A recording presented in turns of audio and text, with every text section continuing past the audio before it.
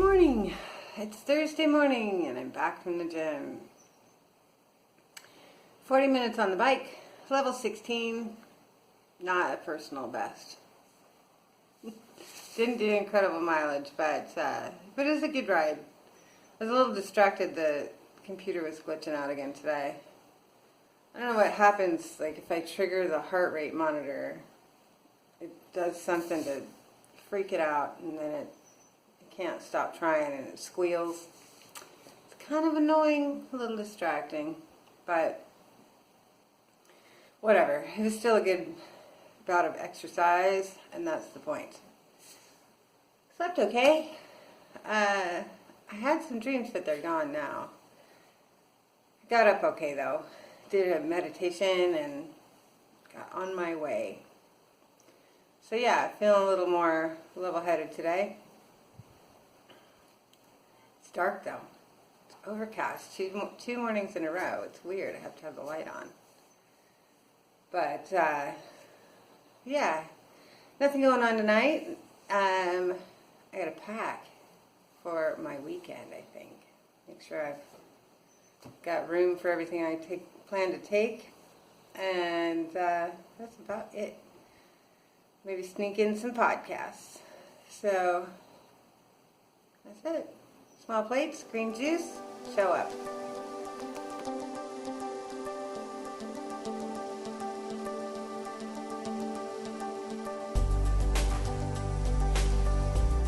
Hello. It's Thursday night after work and I'm home. Went to the grocery store after work and that wasn't too bad. I don't normally do that because we have a good market that's close by but really expensive. We have another market that's close by but expensive and not actually very good. And then the others are further away. But I figured out a route now that I'm more comfortable taking the bus that allows me to go to a Safeway and then hop a train that drops me off really close to the house. So that actually worked out really good. I mean, you still have to lug your groceries, but I take the train so early that it's not crowded. So my early mornings mean I have an early departure. So that works out. I looked at Beyond Meat. I found some. They had it at the Safeway by my work. And I really, so the Impossible Burger, I gave it a try. And my answer to that was probably still just order a salad because it wasn't good enough to replace vegetables if I'm going for a plant-based meal. And then the Beyond Meat burgers, I found the burgers, burger patties, ground meat by the pound, and 2 different flavors of sausages. There's bratwurst and Italian sausage. And I love sausages, and I tried that other brand, I can't remember the name of it, Light something. And I wouldn't buy that again. It was nothing like a sausage except in appearance. But the Beyond Meat is 75 cents an ounce, which is almost double what like a turkey sausage is. And so I didn't buy it because if I want to go plant-based, I can do it a heck of a lot cheaper than $9 a pound. $9.99 a pound? What? I don't need that. So I didn't get it. Because it might be plant-based, but it's obviously processed, and I don't trust it. Because I like being plant-based, but I also like eating whole foods, not processed foods. And they may have minimal ingredients, but they've still processed it. And so I'm not really trusting its nutrient value. But $9 a pound, no thanks. So I didn't buy any. I did look for sugar-free candy, and then I thought twice about it because again, processed foods. So sugar-free candy, I wanted a sugar-free dark chocolate. And that means that it's going to be sweetened with an artificial sweetener. And so I looked at it because I'm kind of craving some chocolate, but I didn't buy any. Nutrition today was egg whites. It's bagel day, which for me means salmon day.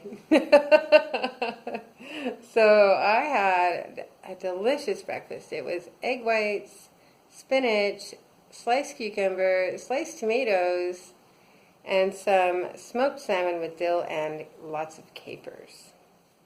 And that was really good with my green juice.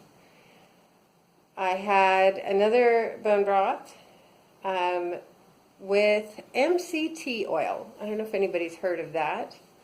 MCT oil is something that is popular in the keto community. It's it's an extract of coconut oil. And it's supposed to be good for your microbiome and blah, blah, blah. And it's also supposed to improve brain function. Most people put the MCT oil in their coffee for something called bulletproof coffee, but I don't drink coffee, so I just put it in my bone broth, and it doesn't have any flavors, so it just still tastes like bone broth. But together, it's very satisfying. It completely takes away any sense of hunger. For lunch, I had a later lunch, but it was a salad that had a lemon, like a citrus vinaigrette, on romaine, sliced cucumber, some bean sprouts, a little baby grape tomatoes. I had some broccolini and a big chunk of salmon because for whatever reason there was salmon today. So I had salmon for breakfast and salmon for lunch. It was delicious. The salmon was just poached in a miso sauce with little oyster mushrooms. It was really good. That's all I had with a tea. That's it for the whole day. I drank a lot of water today. I did really good on my water. The bone broth, I think, really helps me remember because it's got a little sodium in it. It's bone broth. And so, and maybe that oil, I'm not sure. But so it made me want to drink water, which is great because I'm not always great about remembering to drink my water. So drank lots of water, went to the grocery store, got a few extra steps in, and that's it. But I do need to get a bag started for my trip this weekend. I'm getting really excited for some time with my niece. She asked me today if we would be hitting the gym at the hotel because she would like to. And I'm really happy about that because that means I can keep my routine going. And she was my good old workout buddy years ago. Very reliable workout buddy. And so it'll be good to just sort of go and work out together again. It'd be nice. So yeah, our little girly weekend, we're starting to develop some great ideas about it. Kind of excited. I have some chicken sausage, Italian chicken sausage, and some sweet potatoes that I'm going to make for dinner for tonight, along with broccoli. So I think I'll just dice up the sweet potatoes with the broccoli, put that with the sausage in a skillet and roast it in the oven so I don't have to work too hard. And then that'll be dinner. Podcasts. I did listen to 2 podcasts. I listened to one about toxic positivity and gratitude through trauma. So I'm always talking about how it really helps me to try to find the positive things inside of the hardest things. And that does help me. And they did talk about that actually in this podcast quite a lot, about the benefit of looking for the small little nuggets of good that are inside some of your hardest experiences as you're going through them, just to help you come through them better. And they also talked about the concept of just chin up. Just, put a smile on. You'll be fine. Just push it aside. Just move forward. Suck it up. That concept, And I think we all know those people that really need us to be happy. But the truth is, and I don't care who you are, it is not healthy to deny your emotions. And if you feel sad, you get a hall pass to feel sad. And if you're angry, you get a hall pass to feel angry. You have a responsibility with your emotions to acknowledge them and think about them and figure out why you're feeling the way you're feeling. And even if it's happy, you should know why you're happy, because then you can acknowledge that and maybe do it again. If you're angry, why are you angry? You can acknowledge that and maybe not do that again. And, and so on. But if you cannot acknowledge your emotions, or you refuse to allow someone else to, you have a problem. It's the truth. Not that anybody watching this does, but we all know those people. And I definitely have some of those people, not in my immediate life, but in my sort of extended life, that I'm really trying to figure out how to have that conversation in a way that is respectful and could be constructive, instead of just saying, you know what, you need to shut that down. Because what I want to say is, you need to shut that down. But I also want to maintain the relationship in a positive way.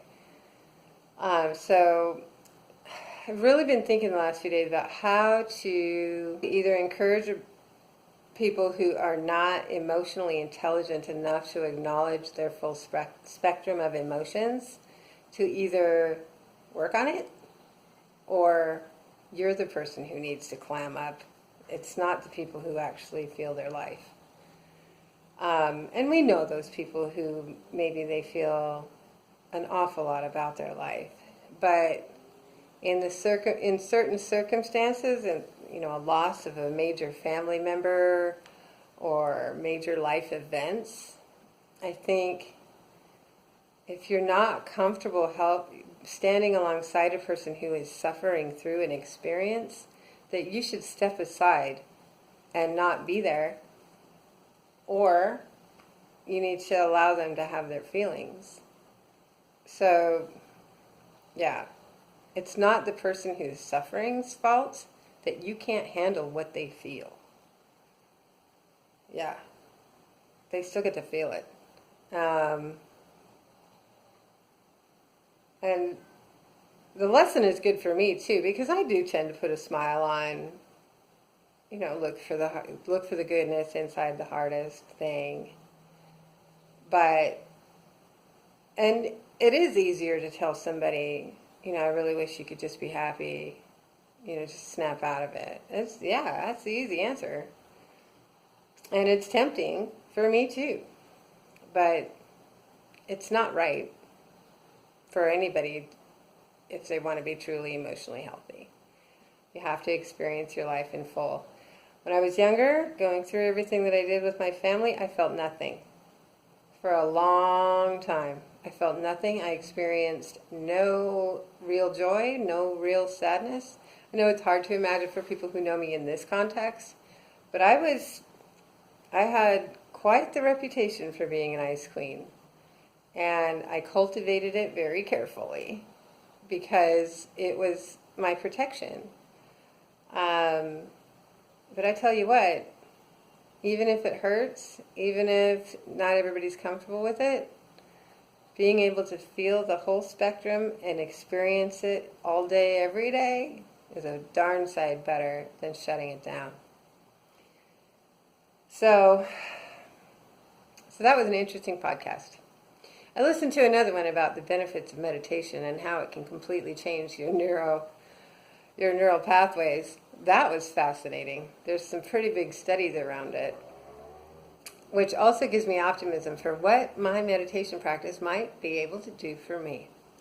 But that's not nearly as pertinent to how I feel today as the Toxic Positivity podcast. So that was a bit of a rant, but I think the people that are watching are probably already with me on that. So, yeah. Anyway, that's it for me today. I got stuff to do. Hope you guys are having a great day. See you later.